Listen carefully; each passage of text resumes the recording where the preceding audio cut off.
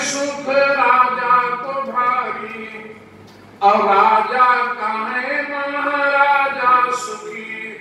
महाराजा कहे सुख इंद्र को भारी, और इंद्र कहे चतुरानन सुखी।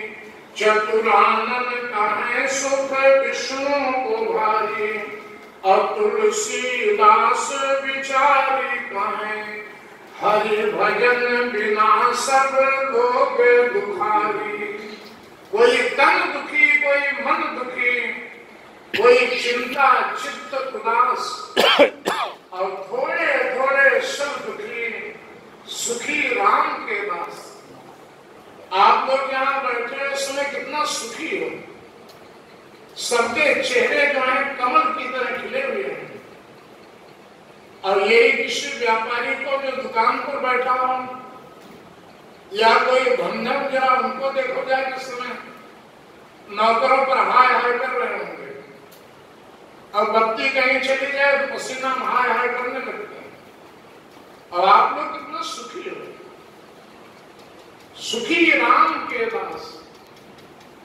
मैं जब यहाँ आया, हमारे गांधी जी ने कहा तो उस तरह से रिजर्वेशन पहला एसी का था, लेकिन बिल्डिंग नहीं पाया, कार्य बदल गया, तो दोबारा फिर करवाया, और उसका भी RSC से कुछ होता है, वो भी था, क्लियर नहीं था। तो हमारे गांधी जी ने इनके मित्र या शिष्य कोई हो उसमें अम्बाला रविशंकर शर्मा, तो उनको कहा महाराज जी को थोड़ा जलपान वगैरह सवेरे करें, उनसे बातचीत हुई, और कुछ कहना आप दुखी मत हो, वो भी सत्संगी है। उन्होंने कहा राम का दास इतने कह पाए। हमने कहा हो गए नहीं उदास, तो बड़े प्रसन्न हुए। कहना आपने पूरी कड़ी जोड़ दी। कहना हमको कितने मालूम था राम का दास, तो हमने कहा नहीं हो कभी न हो उदास। और भगवान की कृपा से यही हुआ, जब आना था शाम को 5 बजे 12 बजे उससे क्लियर हो गई। तो हमने कहा राम सहारे जे रहे थे पर्वत पर हरियाणा। भगवान के जो सहारे रहता है, याद रखना वो कभी जीवन में दुखी नहीं रहता। खैर, भगवान ने इस तरह से बराह ने हिरण्याक्ष को मारा है, और हिरण्याक्ष को मारकर अपने धाम में गए हैं। मन शत्रुता ने ब्रह्मा की आज्ञा पाकर 5 संतानों को जन्म दिया। आकुति, देवहूति, प्रसूति नाम की 3 कन्याएं, और तानपाद और प्रिव्रत नाम के 2 पुत्र हुए। आकुति का विवाह ऋषि प्रजापति के साथ, देवहूति का विवाह कर्दम के साथ, जहां 9 कन्याएं पैदा हुई। जो कर्दम ऋषि ने 9 ऋषियों के साथ ब्याह दी, और इन कन्याओं से प्रसन्न होकर भगवान ने कपिल का अवतार लिया। बोलिए कपिल नारायण भगवान। एक बात बताओ, भागवत का एक प्रसंग जो है 2-2, 3-3 घंटे का। आजकल समय जो है मीटिंग का कथा तो हम कर देते, लेकिन आपसे क्या बताओ, हमको खुद संतोष नहीं होता कथा का विस्तार करने का या पूरी कथा करने का, जब समय का अभाव रहता है।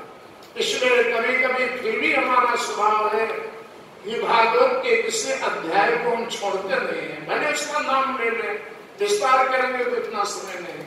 जिन्होंने कपिल नारायण ने माता देवहूति को सांख्य योग का उपदेश किया, और उसी सांख्य योग के उपदेश से परमात्मा को सर्वत्र मानो।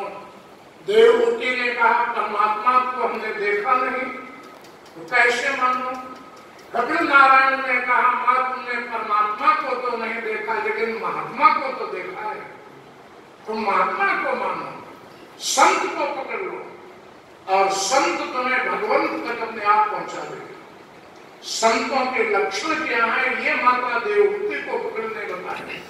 और तत्पश्चात में देवहूति की सिद्धि मिल गई, जिसको सिद्धपुर पड़ा नाम पड़ा, जिसका दूसरा नाम मातृ गया भी है, जो दक्षिण भारत अहमदाबाद जिले में है। कुछ लोग आज भी अपनी माताओं की गया वहीं करते हैं, मातृ गया में सिद्धपुर नगर में।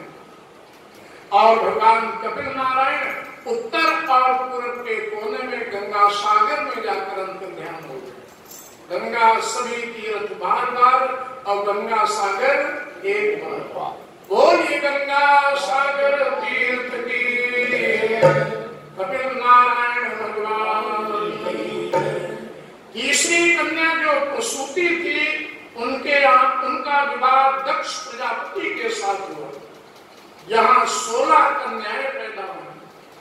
13 कन्याओं का विवाह धर्म के साथ में, 14वीं स्वाहा नाम की कन्या का विवाह अग्नि के साथ में। इसलिए सज्जनों, माताओं, बहनों, अग्नि की पत्नी का नाम क्या है? स्वाहा। हम आप लोग जब हवन करते हैं, यज्ञ करते हैं तो स्वाहा बोलते हैं। आजकल तो बेचारे आचार्य स्वाहा चलाया करते हैं, यजमान बोलते नहीं। नहीं, हवन करने वाले को भी स्वाहा बोलना चाहिए। अग्नि की पत्नी का नाम है, दोनों को बुलाना चाहिए। और 15वीं जिस कन्या का नाम था सुधा, वो दक्ष ने पितरों के साथ में लिया। पितरों की पत्नी का नाम क्या है? सुधा। इसलिए जब हम लोग हवन करते हैं तो स्वाहा बोलते हैं, और जब पितरों को तर्पण किया जाता है तो सुधा बोला जाता है। और 16वीं कन्या जिसका नाम था सती, दक्ष ने सती का विवाह भगवान शंकर के साथ किया। महाराज राजा परीक्षित ने प्रश्न किया, भवे श्री